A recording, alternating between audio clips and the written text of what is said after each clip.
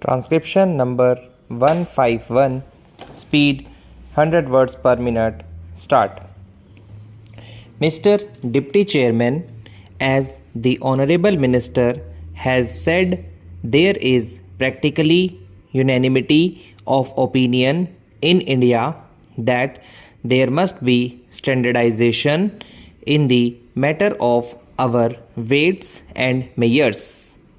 All modern concepts and practices with regard to weights and measures have been on the basis of the decimal system, and the earlier we catch up with the rest of the world in this matter, the better for us in this country also.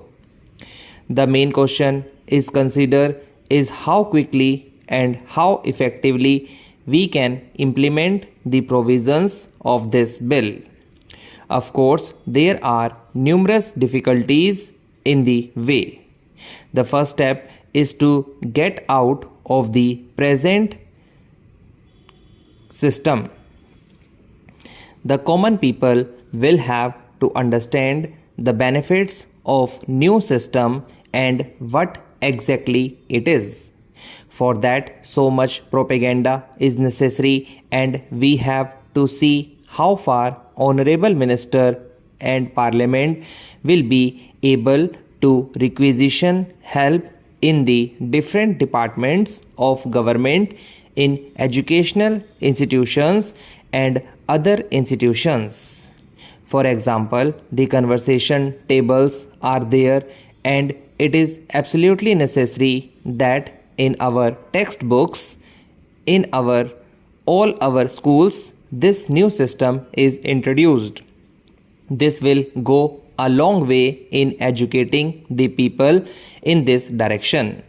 Then again, in the matter of propaganda and other steps, the Education Ministry and the Information and Broadcasting Ministry can do a lot by means of their posters, their films division and so on, because our people will take a pretty long time to get a correct concept of these new things.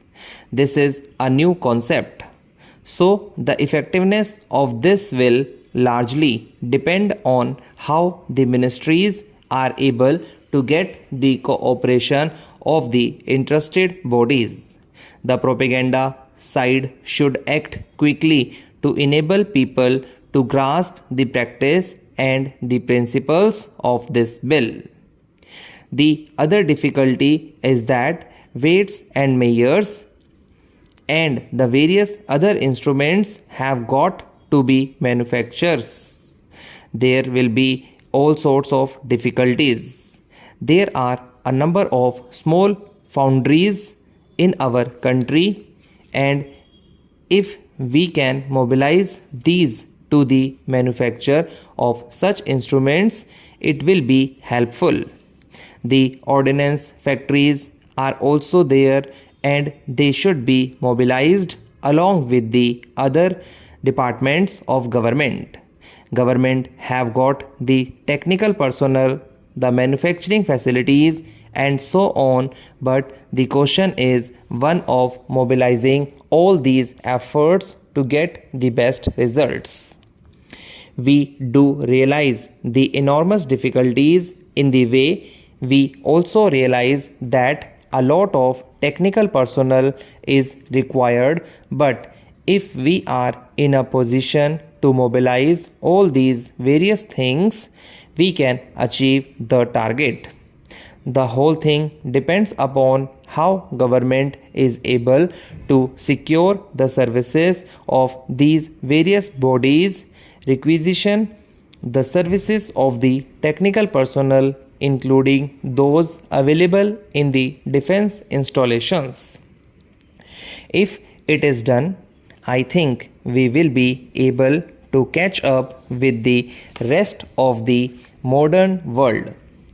History shows that in other countries also, in most of the other countries, this system was introduced in times of turmoil but all the people were galvanized to this modern concept, and if we have that will, I think it will be possible to have this thing implemented within the shortest possible time. As my friend pointed out, being a layman, I am not in a position to say anything about the definition, especially in regard to light, electricity, and other things. These are all technical things, but I think on the whole, the bill reflects the unanimous demands of the people of the country. People have been demanding that they must have relief from the chaotic systems prevailing now. In the name of a mound, 100 and odd separate mayors are there in vogue in different parts of the country. They cannot get anything fair on the basis of the present differing weights and mayors. Since 1949, when Parliament has been applying its mind to this problem, there has been so much consensus of opinion in favor of this thing that it is up to us now to quickly implement this scheme. Personally, I agree with the suggestion that the period must not be 10 years but only 5 years. The remarks made here regarding the need for implementing the provisions of the bill are also the desire of the government, but I might tell you briefly, sir, that apart from the difficulties which Mr. Nair envisaged, there are others which are also equally important. To give an example, I am told that to manufacture a primary standard of measurement, we will require a machinery which will take about 2 years to set up. This is the legal sanction by which you are going to prosecute the defaulters. Parliament is empowering government to prosecute all and sundry for the use of non-standard weights and measures, and the Parliament has to be satisfied that the standards are the most accurate scientifically. On a rough estimate, there are 6 million sets of weights and measures in India. There is a specific case in which this judgment has been given, and in spite of that, the Railway Board refuses to give full pay for the period of suspension.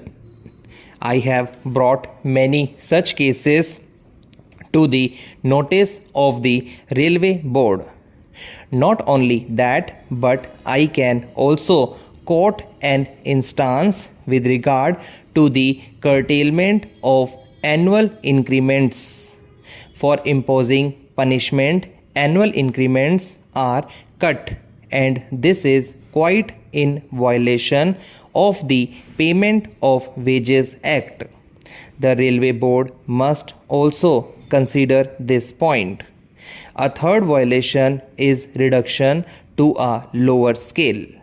I can quote the instance of an instructor who was reduced to the station master's category.